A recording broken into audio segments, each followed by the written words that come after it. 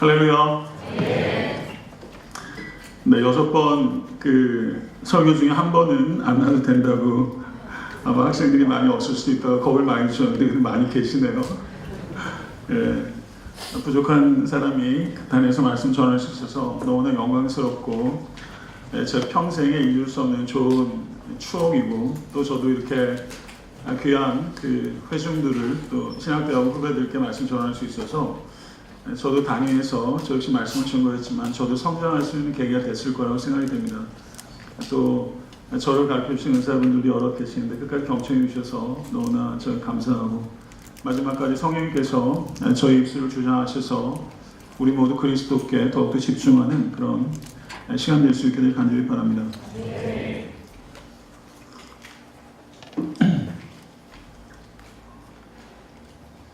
여섯 번째 설교의 주제는 목사의 영성과 표대에 대한 것입니다. 고린도 교회에 대해서 사도 바울께서는 고린도 교회가 모든 은사에 부족함이 없다라고 말했습니다. 그런데 고린도전서 3장 1절을 보면 사도 바울께서 고린도 교인들에게 형제들아, 내가 신령한 자들을 대함과 같이 너희에게 말할 수 없어서 육신에 속한 자 곧 그리스도 안에서 어린아이들을 대함과 같이 하노라 라고 말씀했습니다. 바울은 성령의 은사가 풍성하여 부족함이 없는 고린도 교회 교인들을 푸뉴마티코이, 신령한 성도라고 말하지 않고 사르키노이, 육적인 성도, 심지어 영적으로 어린아이를 대할 수밖에 없다, 이렇게 말한 것입니다. 그렇다면 도대체 영적인 것이 무엇입니까? 영적인 것이 무엇인가 하는 것에 대한 혼란의 배경에는 성령님에 대한 오해가 있는 것입니다. 성령님에 대한 가장 심각한 오해는 성령님을 비인격적인 힘이나 맹목적인 에너지라고 생각하는 것입니다. 하나님과의 관계가 아니라 하나님의 능력을 목적으로 하는 사람은 마치 전기 스위치를 켰다가 껐다 하듯이 성령님을 우리가 조절하고 이용할 수 있는 잇 혹은 띵이라고 생각하는 경향이 매우 강한 것입니다. 성령님은 요술 발망이가 아니라 삼위일체 하나님의 제3위 성령 하나님이십니다. 성령님께서는 언제나 계셨고 영원하신 자유롭고 주권적인 하나님이시며, 성령의 능력은 인간의 필요에 의해서가 아니라 오직 성령님께서 성령님의 필요에 따라 베푸시는 줄 믿습니다. 성령님께서는 그리스도를 우리에게 나타내시는 일과 우리가 그리스도를 닮게 하시는 일을 하십니다. 이 두 일을 하시기 위해서 성령님께서는 우리에게 영적 진리를 주시고 영적 체험을 주십니다. 성령님께서는 2000년 전에 팔레스타인에서 있었던 그리스도의 십자가와 부활의 과거의 사건을 현재화 시키시고, 또한 하나님 나라의 완성이라는 약속된 미래를 앞당겨 현재화 시키고 계신 것입니다. 사도 바울께서는 에베소서 5장 18절에 말씀하시기를 술 취하지 말라, 이는 방탕한 것이니 오직 성령의 충만을 받으라 라고 명령하셨습니다. 성령의 충만을 받으라 라고 명령을 하고 있는 것은 성령 충만은 그리스도인들에게 선택이 아니라 의무라는 것입니다. 그리고 그 명령형은 2인칭 복수로 사용되고 있는데 그것은 성령 충만은 목회자나 영적 리더에게 국한된 것이 아니라 모든 그리스도인들에게 주어진 예외 없는 명령이기 때문인 줄로 믿습니다.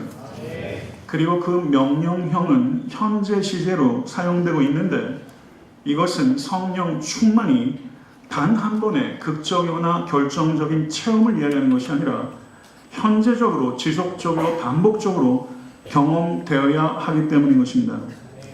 원우 여러분, 하나님께서는 성령님을 언제나 그리고 지금 이 순간에도 우리에게 충만히 부어주기를 원하시고 계신 줄 믿습니다.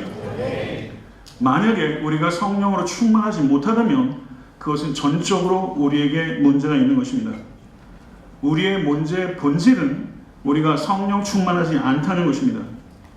우리에게 정말 필요한 것은 오직 성령의 충만함인 줄로 믿습니다.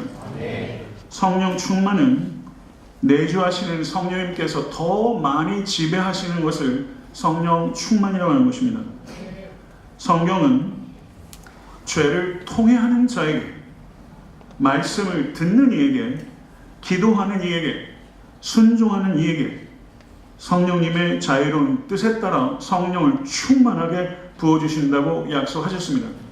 이 약속을 붙잡으시고 이 약속을 경험하시는 모든 원우 되실 수 있게 간절히 축원합니다. 그런데 성령 충만에 대해서 바로 잡아야 하는 심각한 오해가 있습니다. 그것을 성령 충만은 개인적이고 감정적인 신비한 체험이나 능력이라고 생각하는 것입니다. 사도 바울께서는 에베소서 5장 18절에서 21절에 성령 충만의 4가지 증거를 밝히고 있습니다. 에베소서 5장 18절에서 21절을 한번 보도록 하겠습니다.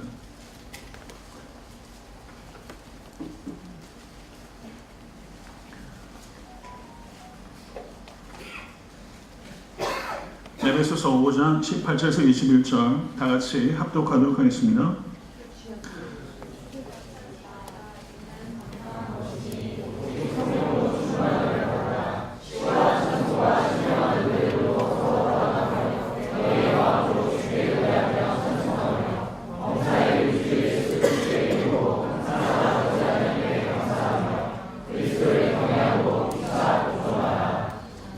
아멘. 오직 성령의 충만을 받으라 명령에 기록된 다음에 시와 찬송과 신령한 노래들로 서로 화답하며 너희의 마음으로 주께 노래하며 찬송하며 범사의 우리 주 예수 그리스도의 이름으로 항상 아버지 하나님께 감사하며 그리스도를 경외함으로 피차 복종하라. 4개의 동사들이 다 분사 형태입니다. 이 분사 형태는 오직 성령의 충만함을 받으라 이 명령에 순종했을 때 그 결과가 무엇인지를 나타내는 것이기 때문에 이 4가지는 성령 충만의 결과로 해석하는 것이 타당할 것입니다. 성령 충만한 결과가 무엇인가? 서로 화답하는 것, 그리스도께 찬송 드리는 것, 하나님께 감사드리는 것, 피차 복종하는 것, 이것이 성령 충만의 4가지 증거들입니다. 첫 번째와 4번째 서로 화답하는 것과 서로 복종하는 것, 이것은 우리가 맺을 수 있는 인간 관계에 대한 것들이고, 2번째와 3번째 그리스도께 찬송하는 것과 하나님께 감사드리는 것은 성자 하나님과 성부 하나님과의 바른 관계에 대한 것입니다. 다시 말하면 성령 충만의 4가지 증거는 이웃과의 관계인 교제와 하나님과의 관계인 예배로 증명이 된다는 뜻입니다. 성경은 성령 충만은 하나님과의 영적인 관계와 이웃과의 도덕적 관계를 통해서 분명하게 증명되는 것이다 라고 말씀하고 있는 것입니다. 성령 충만을 받게 되면 하나님을 더 사랑하게 되고 이웃을 더 사랑하게 되는 것입니다. 그래서 성령 충만을 한마디로 요약하면 저를 한번 따라해 보시겠습니까? 성령 충만은 관계 충만이다. 성령 충만은 하나님과의 관계와 이웃과의 관계, 하나님을 더 사랑하고 이웃을 더 사랑하게 하는 관계 충만으로 증명이 된다. 이렇게 정의할 수 있겠습니다. 그리스도인들은 예외 없이 복음을 전하고 성결한 삶을 살아갈 수 있기 위해서 성령 충만을 받아야 합니다. 이것이 성령 충만의 목적이라고 할 수 있습니다. 그런데 한국 교회는 교회 성장을 위해서 성령 충만을 강조해 왔고 은사와 능력을 받아서 인생의 어려운 문제를 해결하기 위해서 성령 충만을 강조해 온 것이 사실입니다. 그 결과 한국 기독교인들이 성령님을 우리의 문제를 해결해 주고 우리의 필요를 채워주는 비인격적인 능력으로 오해하게 된 측면이 많다는 것입니다. 고린도전서 12장 8절에서 10절, 로마서 12장 6절에서 8절, 그리고 에베소서 4장 11절, 베드로전서 4장 11절, 신약 성경에서 성령의 은사들에 대한 언급들이 있는 부분입니다. 이것을 보게 되면 신약 성경에 기록되고 있는 성령의 은사들은 22가지가 기록되어 있습니다. 이 중에서 초자연적인 은사들은 6개입니다. 병 고치는 은사, 능력 행함, 예언함, 영을 분별함, 방언을 말함, 통역, 이렇게 22개의 성령의 은사들 가운데 6가지의 은사들이 초자연적인 은사들인 것입니다. 훨씬 많은 16개가 섬기는 것, 위로하는 것, 다스리는 것과 같이 일상적이고 자연적인 영역에 관한 은사들인 것입니다. 우리들은 성령의 열매가 아니라 성령의 은사에 대하여 편향된 관심을 가져온 것에 대해서 회개해야 합니다. 그리고 성령의 은사들 22가지 중에서 유독 초자연적인 은사들에 대해서 편향된 관심을 가져온 것에 대해서 회개해야 합니다. 많은 사람들이 우리들도 초자연적으로 하나님을 경험하고 싶어 합니다.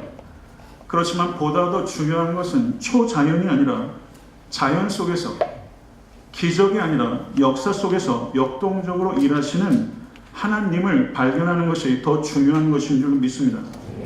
자연 질서를 초월하는 것이 기적일 뿐만 아니라 자연에 담겨있는 오묘한 질서 역시 하나님의 기적이라는 것을 잊지 않으시는 모든 원우될 수 있게 되기를 바랍니다.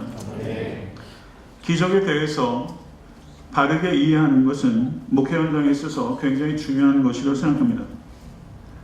하나님께서 저희 교회만 해도 암으로 투병하신 분들이 여럿 계세요. 최근에도 암으로 투병하셨는데 대장암이 있으셔가지고 성경신 예배 때 하나님께서 치유하신 것에 대해서 너무 감사한 간증을 드리셨는데, 그분이 최근에 폐에 또 암이 재발이 돼서 2번째 암을 겪으시니까 한 번 암을 통과한 후에 겪는 2번째 암 치료는요, 그분에게 전혀 다른 거였어요. 그래서 그분이 지난 주일에, 사실 제가 아까 설교했던 엘리야의 이야기 열왕기상 19장으로 설교했었는데, 그 설교 말씀을 통해서 은혜를 받으면서 그것에 대해서 이제 저에게 나눠준 이야기를 제가 들었어요. 최근에 저희 교회에 아이가 불과 2살밖에 안 되는데 암이 걸렸다 다시 재발된 아주 젊은 여자 집사님도 계시고, 목회를 하다 보면 정말 기적들을 하나님께서 일으켜 주셔야만 되는 그런 절박한 환경들이 얼마나 많은지 모르겠어요. 그래서 기적에 대해서 목회자가 건전한 성경적 이해를 갖는 것은 목회하는 데서 굉장히 중요한 일이라고 생각합니다. 단적으로 많은 분들을 제가 장례를 집전을 했고, 그리고 제가 목회 연한을 위해서 많은 장례를 집전하게 되는데, 병 낫기를 위해서 열심으로 간구하다가 어떤 상황들 속에서 제가 성도님들께 기도할 때 매우 신중해야 될 필요가 생길 때가 있어요. 믿으면 나을 것입니다 라고 얘기할 수 없는 것입니다. 그래서 제가 성도님들께 떠날 준비와 남을 준비를 하십시오. 마지막까지 병 낫기를 위해서 간구하는 것은 하나님의 뜻입니다. 그렇지만 떠날 준비와 남을 준비를 하십시오. 빠져나갈 구멍을 만드는 것이 아니라 그것이 성경적인 이야기이기 때문에, 사실 하늘에 가는 것이, 이 땅에서 가장 좋은 것이 하늘에서 가장 하찮은 것보다 못한 것인 줄 믿습니다. 사실은 소명만 다하면 하나님 나라에 가는 게 훨씬 좋은 것이죠. 그래서 고통 가운데 있는 성도들에게 우리가 믿음을 이야기하면서 매우 성숙하고 신중할 필요가 있다. 그렇다면 이것을 기적에 대해서 우리가 바르게 이해하는 것은 목회하는 데서 굉장히 중요한 것이다. 저는 그렇게 생각이 되고요. 기적이 하나님을 믿는데 약간 유용합니다. 근데 기적을 통해서 하나님과 인격적인 관계를 맺는 것은 매우 어렵습니다. 기적도 결국은 해석의 문제입니다. 마치 돈 많고 힘센 아버지가 내 요구를 척척 다 들어준다고 해서 그 아들과 그 아버지와 인격적 관계가 맺어지는 것이 아닌 것입니다. 믿음이 없으면 기적은 다 운이나 우연으로 전락하게 되는 것입니다. 만약에 암 가운데 있는 성도를 위해서 기도해서 병이 나았다고 생각해 보세요. 약도 먹으면서. 그러면 이게 정말 기도해서 병이 나았는지 약을 먹어서 나은 건지. 그렇죠.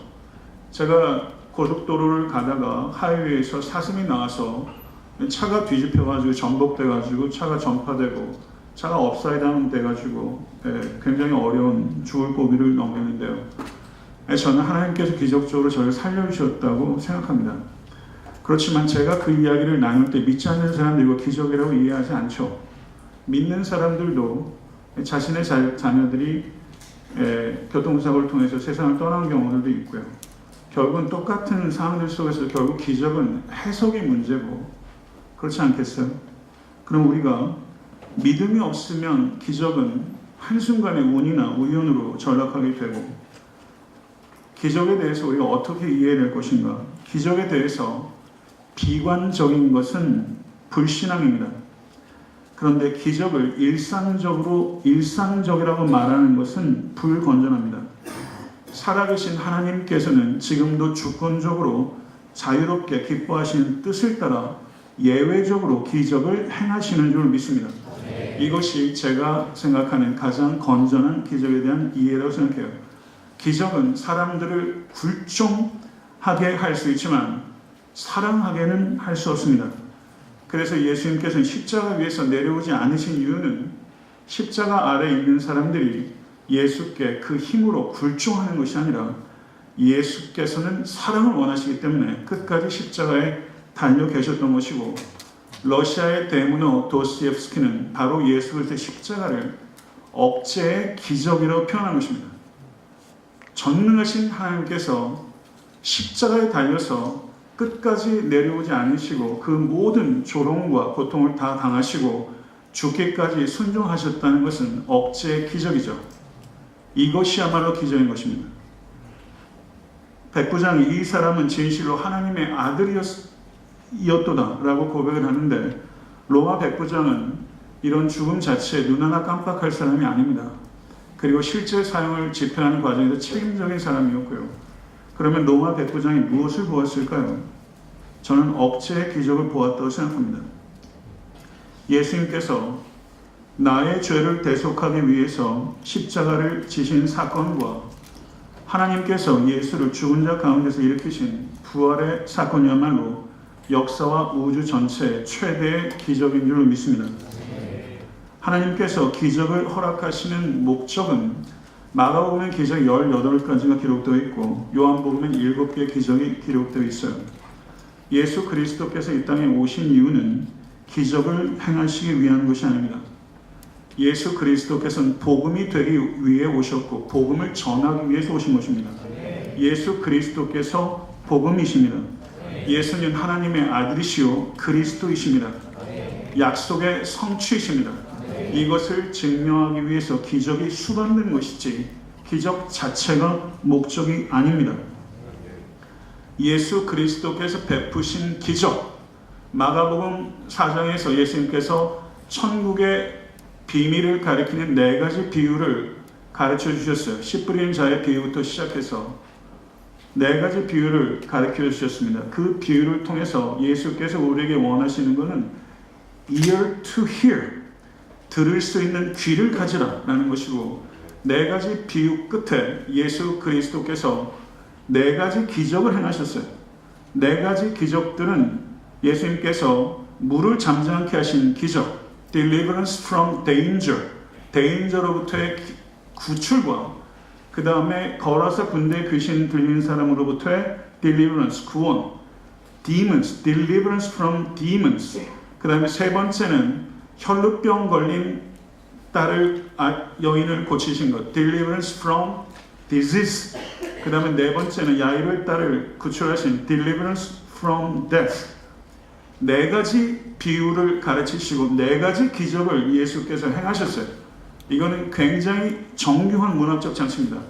하나님의 나라를 들을 수 있는 귀를 가지라는 것과 하나님의 나라가 이 땅에 도래했다는 것을 볼 수 있는 눈을 가지라는 것이고, 예수가 누구인가 하는 부분에 있어서 예수 그리스도는 4가지 인간적인 실존의 문제를 해결해 주실 수 있는 유일한 하나님의 아들이요 구세주이시며, 예수 그리스도는 danger, 위험과 demons, 악한 영과 disease와 질병과 death로부터 우리를 구원하시는 하나님의 아들이십니다. 믿으십니까? 이것을 이야기하는 거예요. 예수가 누구신지에 대한 understanding과 그 예수에 대한 오베이런스로 이어지지 않는 기적 체험은 백해 무익입니다. 사실은 무익한 게 아니라 해로운 것입니다. 예수 그리스도가 누군지를 알지 못하고 예수 그리스도에 대한 순종으로 이어지지 않는 기적 체험은 그것은 그 사람의 영적 교만만을 일으킬 뿐이에요. 기적의 목적은 understanding과 obedience예요. 십자가와 부활의 조명 아래서 기적을 이해하고 해석해내지 못하면 그 기적은 하등의 의미가 없는 것입니다. 자기 십자가를 지고 주님을 따르는 순종으로 이어지지 않는 기적 체험, 교회의 득이 아니라 독입니다. 이것을 깊이 생각하십시오.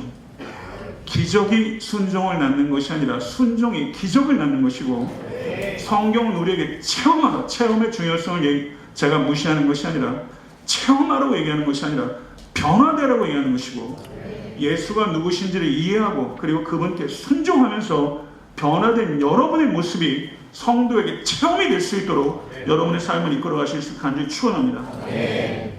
내가 선택해서 순종하는 것, 요나처럼요. 내가 선택해서 순종하는 것을 다른 말로 불순종이라고 하는 거예요. 불순종이. 아주 새빨간 거짓말보다 위험한 것은 진리의 파편을 가지고 있는 거짓말이에요. 이걸 주의하셔야 됩니다. 100% 순종이 아니고 내가 선택해서 순종하는 게 불순종이에요. 여러분 전적으로 순종하는 여러분 되시길 간절히 축원합니다. 순종으로 구원을 얻는 것이 아니지만 구원받은 것은 순종으로 반드시 입증되는 것이고, 우리가 전적으로 하나님께 순종해야 되는 이유는 그것이 이익이 되기 때문이 아니라 주께 기쁨이 되기 때문인 줄 믿습니다. 순종하여 가는 길에도 역경이 있고 예수께서 건너편으로 가자 하는 길에도 물이 일어나가지고 죽게 되었나이다. 그때 예수께서 잠들어 계셨어요. 예수께서 가자고 하시는 길에 역경이 있습니다. 예수께서 함께 계시는 배에도 역경이 있어요. 여러분들이 좋은 목회자를 데려가면 데려갈수록 그래서 겪는 역경이 있을 것입니다. 약속과 성취는 하나님의 몫이며 결단과 순종은 우리들의 몫입니다. 약속을 붙잡고 순종하며 목회할 때 하나님께서 영광 받으시고 여러분들은 승리하게 될 것입니다. 약속을 붙잡고 순종하는 게, 이렇게 목회하시면 여러분 크게 쓰임받게 될 줄 믿습니다. 여리고성이 무너진 기적은 성결과 순종이 결합된 결과입니다. 여호와의 군대 장관은 전쟁의 전략을 지시한 게 아니에요. 더욱더 거룩하라고 명령했어요. 하나님께서는 여러분이 목회자로서 하나님과 더 바르고 친밀한 관계를 갖는 데 관심을 가지고 계세요. 사역을 하기 위해서 사귐을 갖는 게 아니에요. 사귐이 먼저 있는 거예요. 사귐을, 친밀한 관계, 바른 관계에 관심을 가지셔야 합니다. 이스라엘의 승리는 이스라엘의 전투력이나 그들의 용맹함 때문이 아니라 하나님께서 승리를 주셨기 때문에, 믿으십니까? 이스라엘 백성들이 매일 성주일을 한 번씩 6일간 돌았어요. 무장한 사람들이 제일 앞에 서고 제사장 7이 양각 나팔을 잡고 언약궤 앞에서 나아가고 언약궤가 지나가고 그 뒤에 무장한 자들이 후분이 되어 뒤를 따르도록 했어요. 여기에서 강조가 되고 있는 것은 자율적으로 움직이지 않았다는 거예요. 철저하게 순종했다는 거예요. 자율적으로 움직이지 마십시오. 철저하게 말씀을 붙잡고 순종하여 목회하십시오. 그 결단하셔야 돼요. 이 여리고성이 무너질 때 언약궤에 대한 언급이 무려 10번이나 나옵니다. 이건 뭘 강조하는 거예요? 승리의 원천은 하나님의 임재에 있는 줄로 믿습니다. 여호수아 6장 10절을 보게 되면 이렇게 말씀하세요. 너희는 외치지 말며 너의 음성을 들리게 하지 말며 너희 입에서 아무 말도 내지 말라. 그러다가 내가 너희에게 명령하여 외치라 하나다 외칠지니라. 이렇게 말했어요. 영국의 목회자인 F.B. 마이어라는 목사가 이런 말을 했습니다. 모든 명령 가운데 가장 어려운 명령은 조용하라는 명령이다. 이런 말을 했어요. 깊이 새겨야 될 말이라고 생각해요. 제일 어려운 명령이래요. 이스라엘 백성들은 전적으로 침묵의 명령에 순종했어요. 수십만의 사람들이 아무 말도 안 내고 침묵을 지키면서 며칠간을 행진한다는 것, 이건 기적이에요. 한 신학자는 이렇게 표현했습니다. 우주에서 함락되어야 할 마지막 요소가 죽음이라면 육체에서 함락되어야 할 마지막 요소는 혀다. 이렇게 말했어요. 여러분들이 그 여리고성을 돌았던 이스라엘 백성이라 한번 생각해 보세요. 그 침묵이 불편했을 거예요. 어색했을 거예요. 그렇게 하루를 돌았어요. 다음날 돌았어요. 왜 침묵해야 되는지 여러분 잘 이해하기 어려웠을 거예요. 전 그랬을 것 같아요. 그냥 다 침묵하니까 그 이상한 침묵 속에서 계속 돌았을 것 같아요.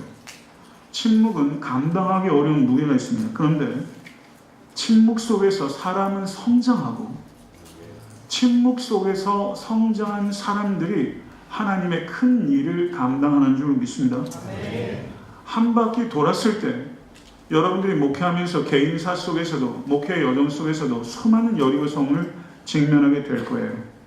우리가 영적으로 어떻게 그 전쟁들을 승리할 것입니까? 여러분 믿음을 가지고 침묵하며 성을 돌아보세요. 조그마한 실금도 안 갑니다. 2바퀴를 돌아도 3바퀴를 돌아도 성벽은 여전히 굳건하게 서 있고 여리고성에서는 한 사람도 항복해 오지 않아요. 조금도 바뀔 것 같지 않습니다. 이런 시간들을 통과하는 것과 무관한 목회는 없어요. 이런 시간을 통해서 열매는 다 맺어요. 이스라엘 백성들의 믿음은 흔들리지 않았어요. 여러분들이 여리고성을 돌 때 흔들리지 않는 믿음의 사람이 될 수 있게 되기를 간절히 축원합니다. 실패처럼 보이는 순간이 있어요. 그 시간들을 통과하지 않고 목회의 승리는 없어요. 실패처럼 보이는 순간들 속에서 다른 방법을 말하자면 사울의 군장을 뒤집어 쓰고 싶은 충동을 느낄 때가 있을 거예요. 돌 5개를 내려놓고 사울의 군장을 뒤집어 쓰고 사울의 칼을 꺼내고 싶은 충동을 느낄 때 끝까지 굴복하지 마십시오. 그리고 끝까지 하나님의 말씀을 붙잡고 걸어가십시오. 그리고 자기의 영혼을 향해서 간절하게 호소하십시오.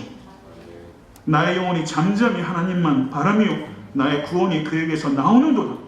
사람이 여호와의 구원을 바라고 잠잠히 기다림이 좋도다. 자기의 영혼을 향해서 호소하는 설교가 가장 중요한 설교예요. 여러분 회중들을 향해서는 설교하지 마시고 여러분의 영혼을 향해서 설교하실 수 있게 되기를 바랍니다. 여호수아 6장 16절을 보니까 여호수아가 백성에 이르되 외치라 여호와께서 너에게 이 성을 주셨느니라. 앞으로 일어날 일들을 이미 발생한 것처럼 과거 시제로 표현하는 동사예요. 동일한 예가 여호수아 1장 3절에서 내가 모세에게 말한 바와 같이 너희 발바닥으로 밟는 것은 모두 내가 너희에게 주었노니 역시 과거 시제로 표현하고 있어요. 이와 같은 문법은 확실과 확신과 확실의 완료입니다. 어떤 미래 행동이 너무 확실하기 때문에 과거 시제로 표현하는 거예요. 로마서 8장 30절에서도 영화롭게 하셨느니라. 영화는 재림의 주님께서 오셨을 때 벌어질 미래적 사건이에요. 근데 거기에서 futuristic aorist, 한국말로 어떻게 번역이 되는지 모르겠는데요.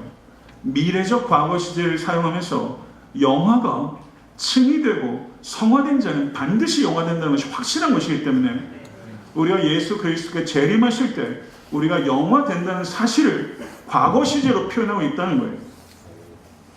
사랑하는 원우 여러분, 하나님의 약속은 이미 이루어진 것인 줄로 믿습니다. 이것을 붙잡고 가는 게 목사예요. 이미 이루어진 것과 다름이 없어요. 이것을 진실로 믿어야 합니다. 목회하면서 도처에 여리고성이 솟구치는 것을 보게 될 거예요. 환경에 붙잡히지 말고 약속을 붙잡으십시오. 약속을 붙잡고 순종하며 믿음으로 나아가십시오. 그러면 여리고성이 괴멸하며 굉음을 내며 무너지는 것을 경험하게 될 것이고 그것이 누려지는 여러분의 목회가 되실 수 있게 간절히 축원합니다. 이제 마지막 소주제인 목사의 표대에 대해서 말하겠습니다. 저는 표대라는 말을 좋아해요. 울림이 있어요. 헬라어로 스코포스라는 단어입니다. 이 표대는 골이라는 것을 나타내기도 하고 타겟이라는 것을 나타내기도 해요. 상은 표대를 향하여 경주한 자에게 주어지는 거예요. 이 경주가 여러분에게 있으실 수 있기를 간절히 바라고 여러분에게 큰 상이 주어질 수 있게 되기를 바랍니다. 사도 바울은요, 다메섹에서의 해심 사건을 그리스도께서 자기를 잡으신 사건이다, 그렇게 표현했어요. 여러분, 회심하셨습니까? 진실로 회심하셨습니까? 아멘? 그러면 회심한 사람은 역시 그리스도께 붙잡힌 사람인 줄로 믿습니다. 그럼 예수께 붙잡힌 즉각적인 결과는 죄사함입니다. 그러나 죄사함이 예수께서 여러분을 붙잡은 모든 목적이 아니에요.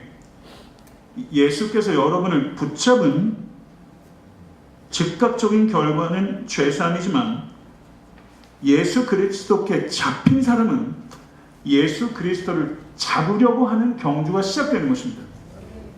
이것을 성화의 경주라고 표현할 수도 있을 거예요. 예수 그리스도께 잡힌 사람은 예수 그리스도를 잡으려고 경주해요. 그리스도를 잡으려는 경주는 두 가지로 표현할 수 있습니다. 그리스도를 아는 지식과 그리스도를 닮는 삶이에요. 이 두 가지 경주가 여러분에게 있습니까? 아멘. 이 경주가 없다면 여러분들은 여러분의 회심을 다시 한번 생각해 보셔야 돼요.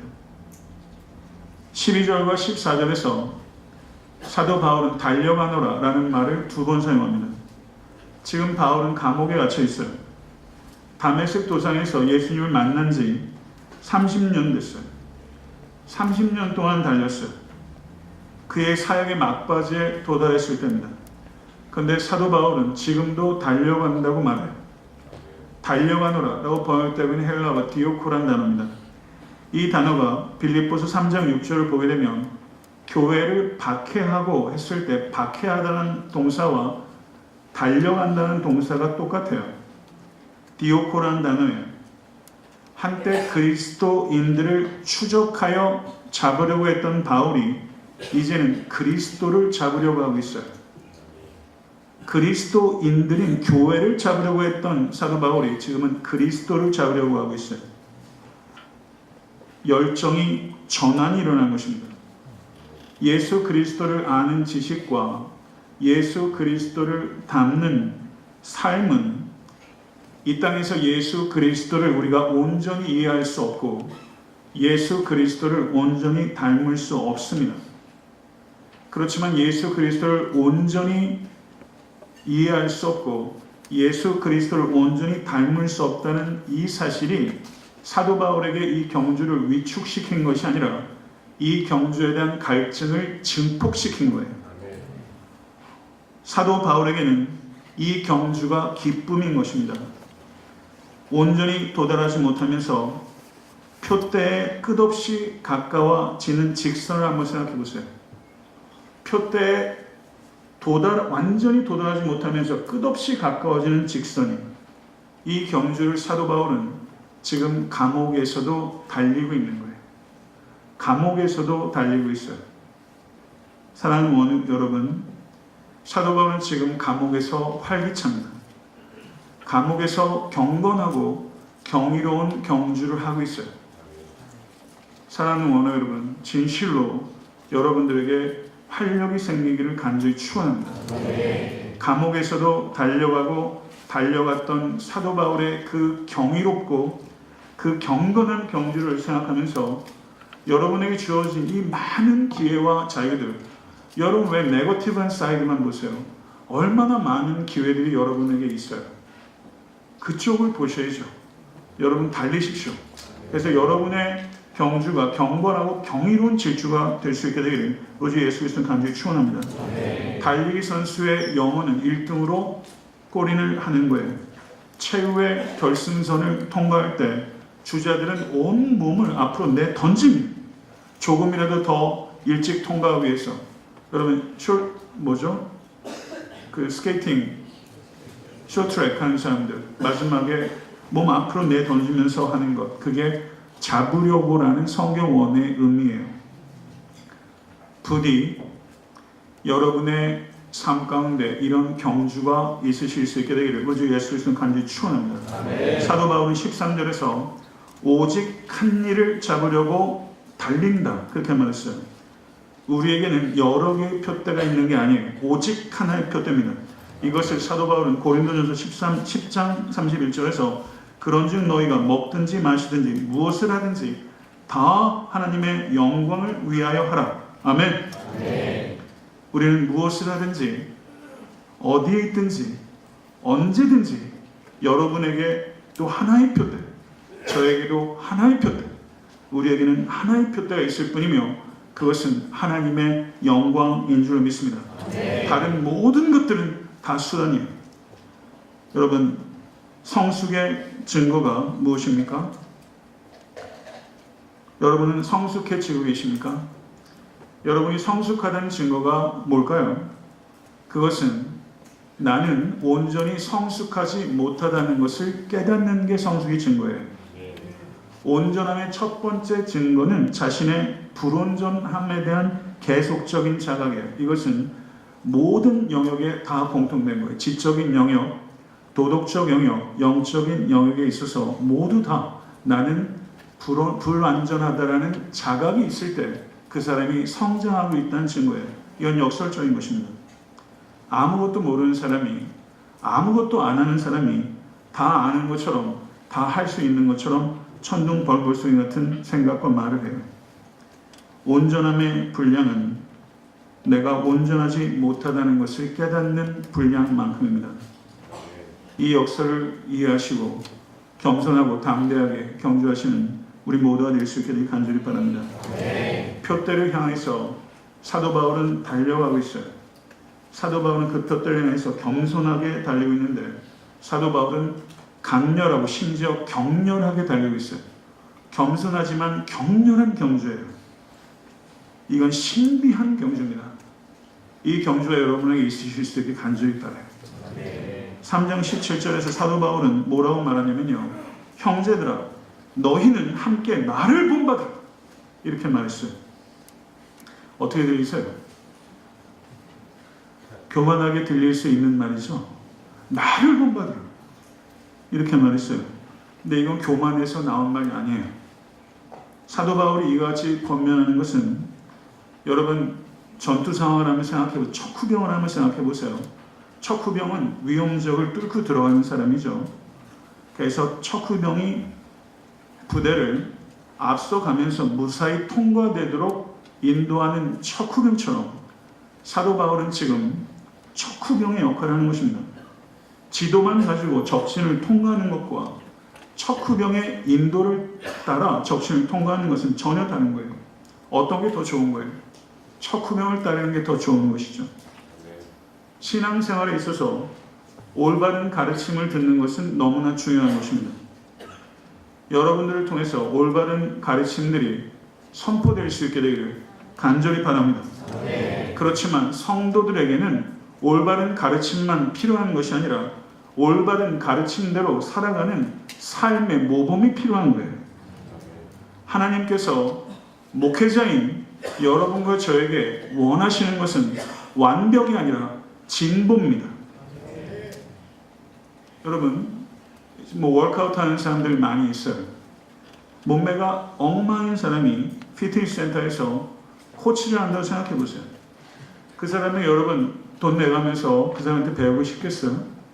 거기에 배울 사람 하나도 없어요. 경건하지 않고 모범이 되지 않고 자기중심적인 목사가 있어요. 그 사람이 나를 본받으십시오 라고 얘기했을 때 그것을 따라할 바보는 없어요. 이것은 마치 이런 것입니다. 여러분, 나는 목사입니다. 부디 내가 사는 대로 따라하지 마시고 내가 말하는 대로 사십시오. 만약에 이렇게 말한다면 그 얼마나 비극적인 것입니까? 그런데 현대 기독교의 많은 교회들이, 목회자들이 사실은 이렇게 하고 있는 거예요. 삶의 모범이 되지 않고 내가 말하는 대로 하라고 이야기하는 비극 가운데 있는 것입니다. 목회를 하다 보면 공격당하는 일이 많이 있습니다. 억울한 일들이 참 많아요. 정말로 많아요. 문학적 상상력을 통해서도 생각하지 못하는 삶의 일들이 너무 많더라고요. 제가 목회를 하면서 사람이 돼요. 그게 저한테 얼마나 수준인지 몰라요. 저도 예전에 철학, 개똥 철학이죠. 시, 소설 꽤 좋아하고, 제 옛날 별명이 피터팬이었어요. 다리 땅에 붙질 않아 하도 떠다녀가지고. 개똥 철학 좀 그만하는 소리 어지간히 들었어요. 목회를 하다 보니까 발이 땅으로 많이 내려오더라고요. 결혼한 다음부터 발이 또 땅에 내려오더라고요. 45살 결혼하기 전에 제가 설교를 하는 게 그거 좀 다르더라고요. 결혼 관계에서 제 밑바닥이 부부 관계에서 드러나더라고요.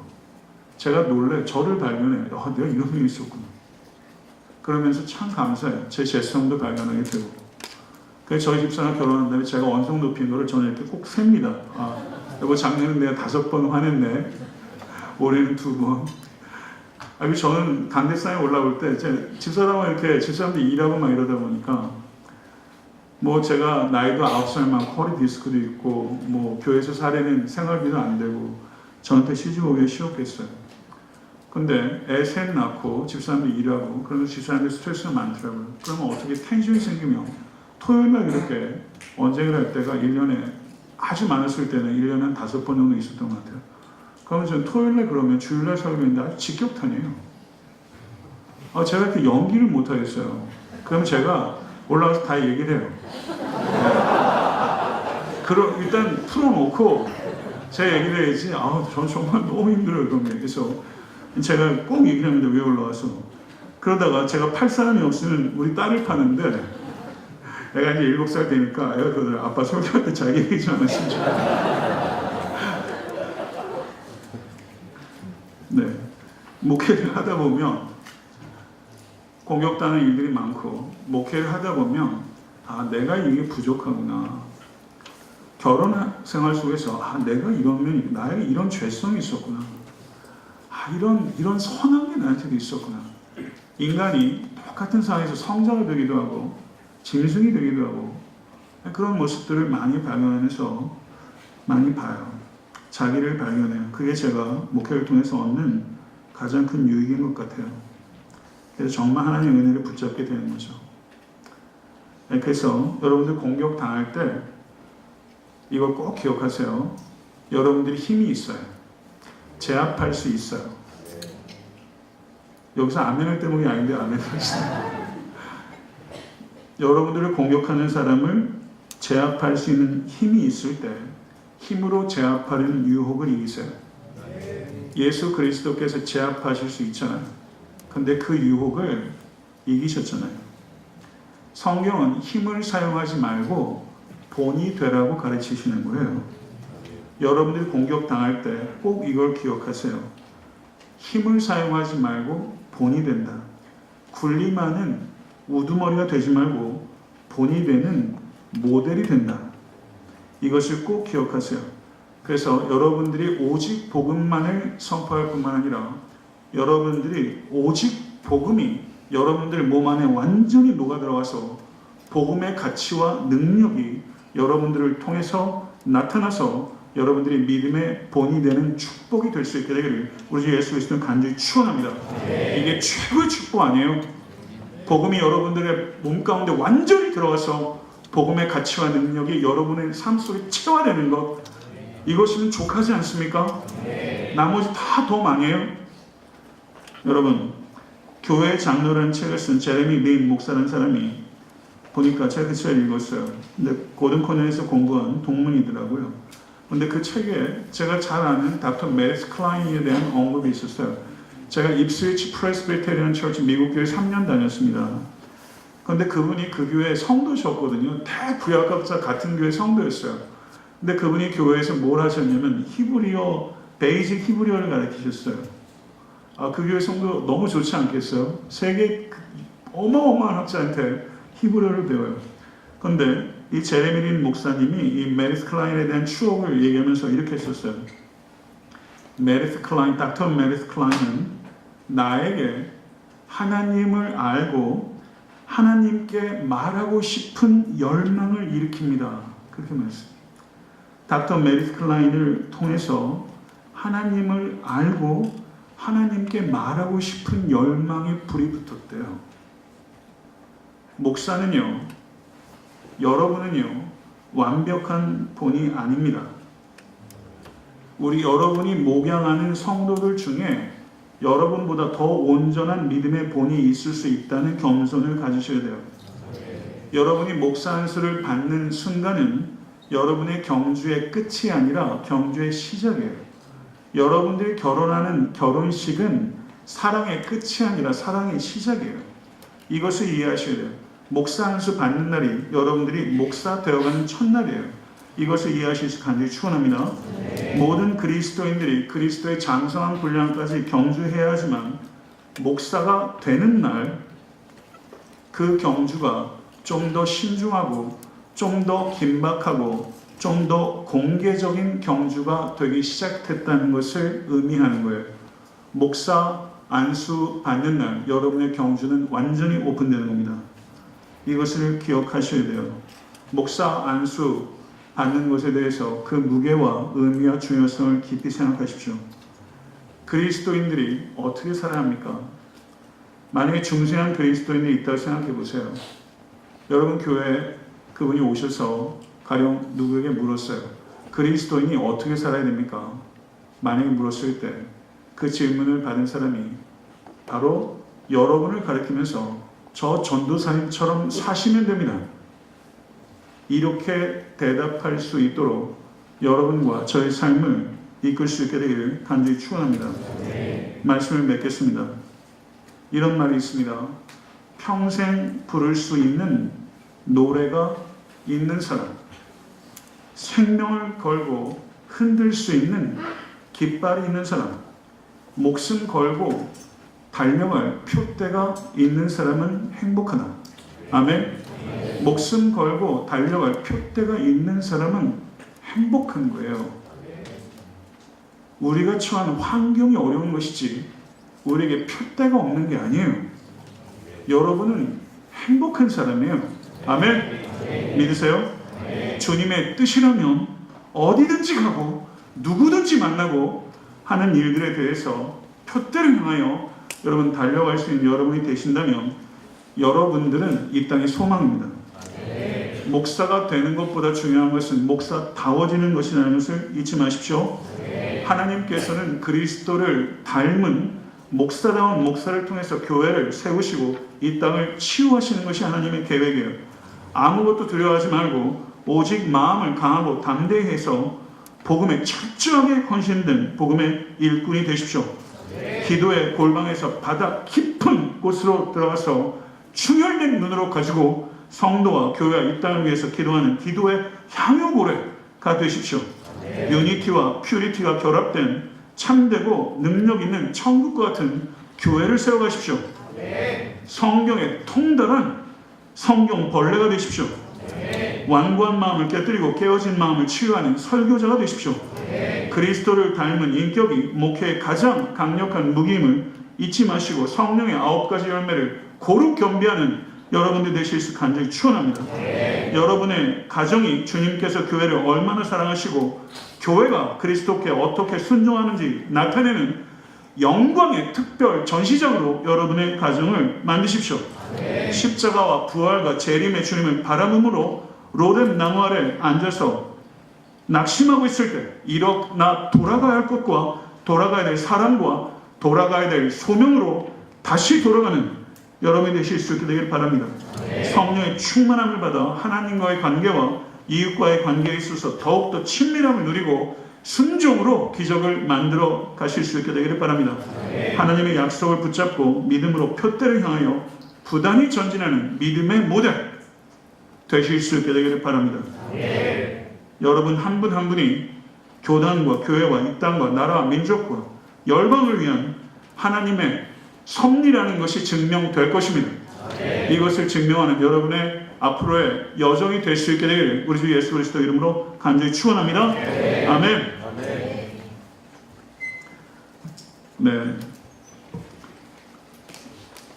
부흥회 여기서 설교들을 다 마쳤는데요. 좀 여운을 좀 남길 수 있으면 좋겠고요. 우리 491장 저 높은 곳을 향하여 우리 찬양하고 또 기도하도록 하겠습니다.